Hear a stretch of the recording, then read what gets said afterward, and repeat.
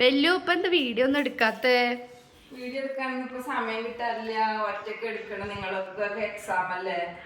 എനിക്ക് ബാങ്ക് പോകണ്ട കുറെ ആവശ്യങ്ങൾ ഉണ്ടായേ. അപ്പൊ ഇതിപ്പോ വീഡിയോ ഒന്നും ഇടാനും എടുക്കാനും ഒന്നിനും സമയം കിട്ടുന്നില്ല. പിന്നെ അല്ലേ ഒരു മൂഡ് വേണം. അപ്പൊ മൂഡ് ഉണ്ടായിരുന്നു.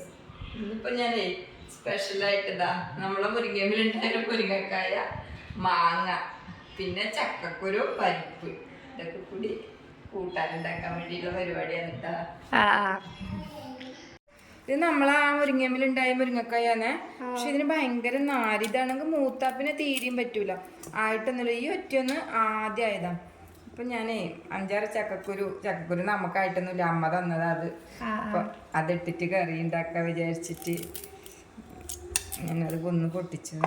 മൂത്തിട്ടാകുമ്പോൾ നമുക്ക് കുറച്ചധികം ഒന്നിച്ച് പൊട്ടിക്കാം. കണ്ടത് എന്തൊരു നാരായി മുരിങ്ങയ്ക്ക്.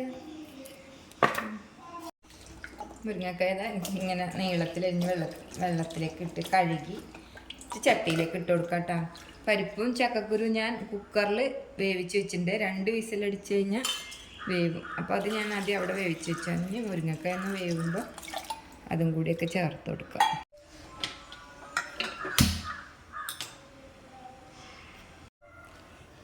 ഇതിൽ പാകത്തിന് മഞ്ഞപ്പൊടി ഇട്ട് കൊടുക്കാം കേട്ടോ.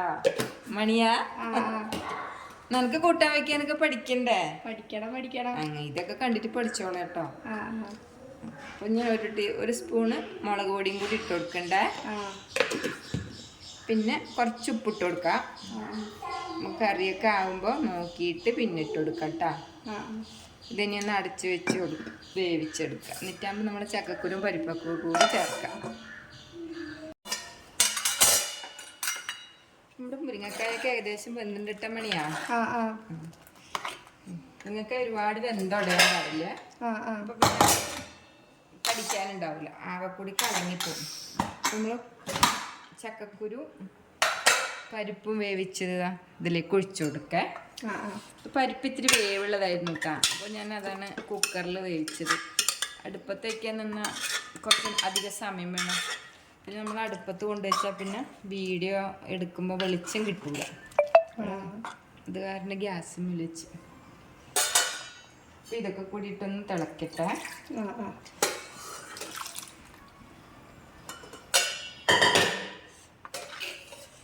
ഇത്തിരി കളർ കുറവൊക്കെ ഉണ്ട് തോന്നുന്നു. കുറച്ച് എരി നോക്കിയിട്ട് ഇത്തിരി മുളക് പൊടിയൊക്കെ ഇട്ട് കൊടുക്കണം. ഇത് തിളക്കട്ടെ കേട്ടോ. മാങ്ങിയിട്ട് വയ്ക്കാനാട്ടോ. മാങ്ങ ഇങ്ങനെ നുറുക്കി വെച്ചിട്ടുണ്ട്. പിന്നെ കുറച്ച് തേങ്ങ. ഈ തേങ്ങ നമുക്കൊന്ന് മിക്സിയിലിട്ടിട്ട് അരച്ചെടുക്കാം.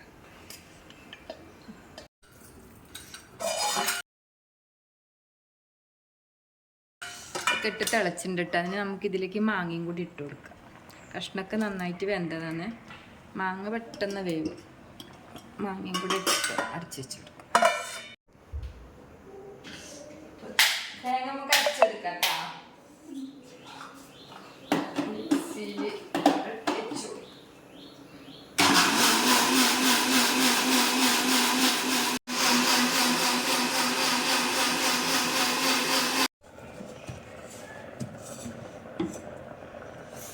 കറിയൊന്ന് തുറന്നു നോക്കട്ടോ. മാങ്ങയ്ക്ക് ഇത് നന്നായിട്ട് വെന്തു. മാങ്ങ ഒന്ന് തിളച്ച വേവും.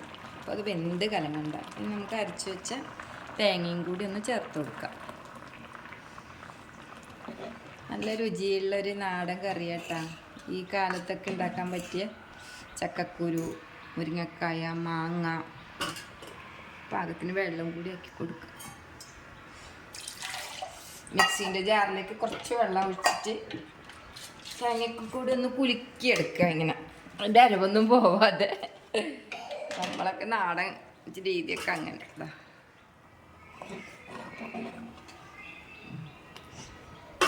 ഒന്ന് തിളക്കട്ടെ. തിളക്കുമ്പോൾ ഇറക്കി വയ്ക്കാം. വറവിടാൻ കറിവേപ്പിൻ്റെ ഇല. കറിവേപ്പിൻ്റെ ഇല ഒട്ടിച്ചിട്ട്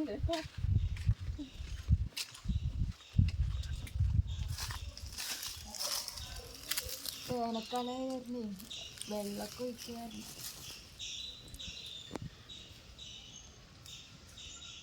ഇങ്ങനെ പൊട്ടിക്കണം, എന്നാലും ഇല ഉണ്ടാവുള്ളൂ.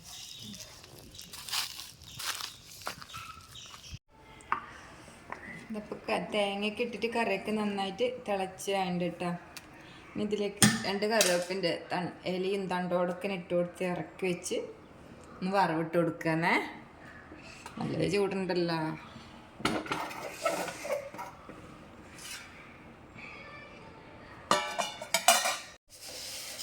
ചീനിച്ചട്ടിയിൽ വെളിച്ചെണ്ണയൊക്കെ ഒഴിച്ച് ചൂടായിട്ട് അതിലേക്ക് 1 സ്പൂൺ കടുക് ഇട്ട് കൊടുക്കാം.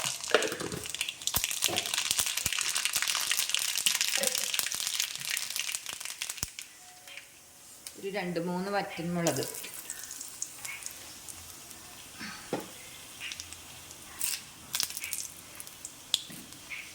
അതൊക്കെ അതിൻ്റെ അപ്പത്തിന് കറിവേപ്പിൻ്റെ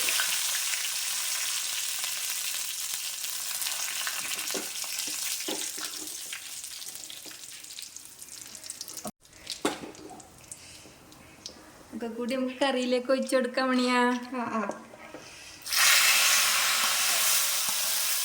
കറീൻ്റെ എരിവും ഉപ്പൊക്കെ ഞങ്ങൾ ഇടയ്ക്ക് നോക്കിയിട്ടാ ഒക്കെ കറക്റ്റാക്കി വെച്ചിട്ടുണ്ട്.